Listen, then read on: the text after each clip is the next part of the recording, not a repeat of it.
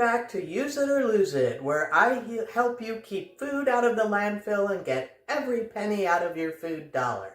Well, I gotta say, I love living near my brother with a smoker, because that means I get great stuff to bring home to remake into something else. So I was over there the other day and we had rib roast for dinner. And they insisted that I take the bones. Well, who am I to say no? So I had the end pieces of the roast that were the ribs. And so I got two of these ribs. See here? Picked clean. And I made stock. That was my original plan, was just to make beef stock. But then the light bulb went on. So it's soup season, and I love making a different soup every week. And I had in mind to make this kind of Mexican refried bean base kind of thing with corn and stuff. But then, as I was pulling the bones out of the stock, and I saw all that meat on there, I'm like, hey, what if I put that into that soup too? So we're doing this kind of barbacoa Mexican soup kind of a thing. So it's going to have the smoky flavor of the beef stock and the beef, refried beans, corn, a zucchini that had oogie parts that I cut off, some onion, garlic, and then the holy triumvirate of Mexican seasoning, which is cumin, coriander, and chili powder. So I'm real excited about this because I think it's going to be great. So I have all my ingredients ready to go. Of course, we're going to start by sauteing our onions. And once those have gotten translucent, we'll add garlic. And then the zucchini, because I'll want to saute that a little bit, even though it'll continue cooking when all the ingredients are together. But it's good to have it, started off. Need a little more oil here. And of course, here's another little trick is I am going to put the spices in with the sauteing vegetables because the oil is going to activate those seasonings, so it'll really punch up the flavors more so than just putting them into the soup. So we got that going on. We're going to be adding our garlic in a moment. So this is just an example of sort of just saying, hey, I wonder what would happen if, and we're going to find out what will happen if. And I have to say, the meat, despite being boiled or not boiled, but simmered for several hours, is still tender and delicious.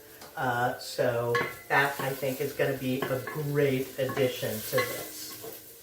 Okay, so we got our onions are well underway. We're going to add our garlic. So it was about, I don't know, a quarter of an onion and maybe a tablespoon of minced garlic. Because remember, you always want to get the onions going first because garlic cooks really fast. It goes from raw to burnt in very short order. So you want to kind of make sure that doesn't happen. And by putting it in second, you stand a good chance. Oh my goodness. And I forgot the bell pepper. So hang on while I chop that up and get it ready to go in here. So stay tuned. Well, it's a good thing that I had to stop and do that because I also forgot another important ingredient, which is canned diced tomatoes. Duh. How could you have all that other wonderful stuff without that? So I went ahead and I had an orange bell pepper that was wrinkly, as per usual, ready to move it along. So I already tossed that in. Now we're going to add our zucchini.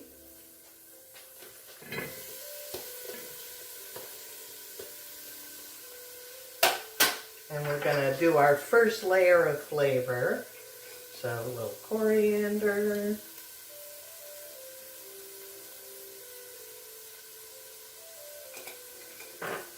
Cumin.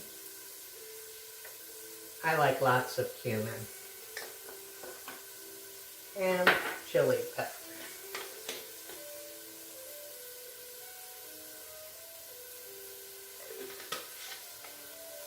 All right. And we're going to hit it with a little salt. There's a lot of salt in these canned products, so I'm just, putting in a little bit right now. I can adjust it later when we're tasting it for seasoning.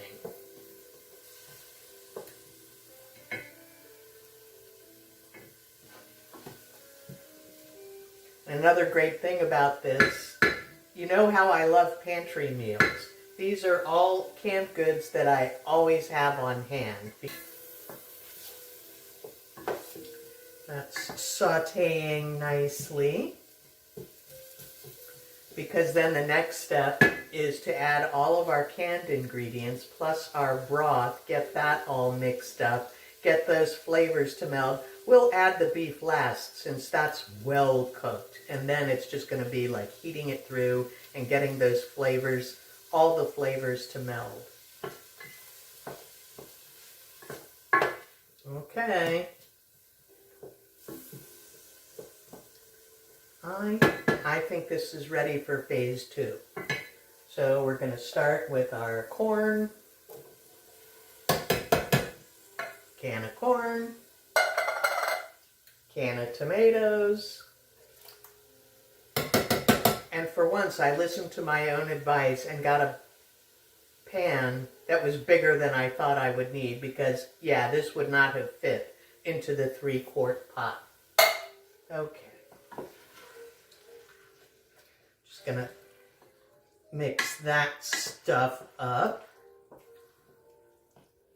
because now we're gonna add our fat-free refried beans. Always a challenge, sort of like dog food, but not as easy to get out of the can. Ugh, come on. Great thing about using refried beans is, hey, they're already mashed up, so it's going to make it kind of a creamy base that you don't have to mash yourself. Hooray. Because although it seems to be just as hard just to get it out of the can. Come on. All right. Whew.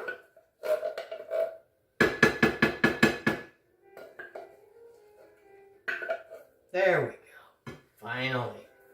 All right. So all of our canned goods are in. And now I'm going to add the beef stock because we want to melt the refried beans, as it were. And I'm using my gravy separator so that I leave a lot of that fat behind from the making of the stock. So let's start there. You don't want it to be too wet because you want that refried bean, you want it to be a little thick. This is kind of a stew, I suppose, or stoop, as a famous person says, where it's a cross between stew and soup. So just mixing that up. And I'm going to let this simmer for a few minutes before I add the beef. So I will be back shortly for that, for the final tasting, because you don't need to see me shoving the meat. I will say, those 2 bones that I showed you, look at all the meat that was on there. I was definitely not just going to throw that away. So that's a good cup of beef that's going to flavor this thing. So, I will see you in a bit. Alrighty, well, it's all simmered, the flavors have melded. I did do a little taste test and added more cumin and coriander to balance everything out, so it's definitely got that Mexican flavor profile. And now we're ready to taste it. I'm very excited about this. So I also want to point out, you know how I feel about colorful food, so you can see here there's red and orange and yellow, and the beef and the refried beans have cooked down into a soupy sauce, so yay. In hindsight, I would have added the broth to the beans in a separate bowl and gotten that well combined, because, you know, I kept having to scoop through and look for lumps of refried beans to, you know, smash up and get incorporated. So I think it would have gone a little better that way, but same net result. So now it's time for the taste test. See if I can get a little bit of everything.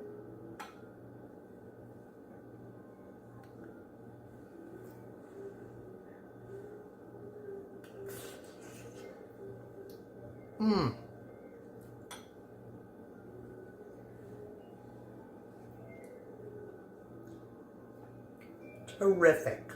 So if you're looking for something a little different, have a bunch of stuff in your pantry, maybe some leftover beef from a roast.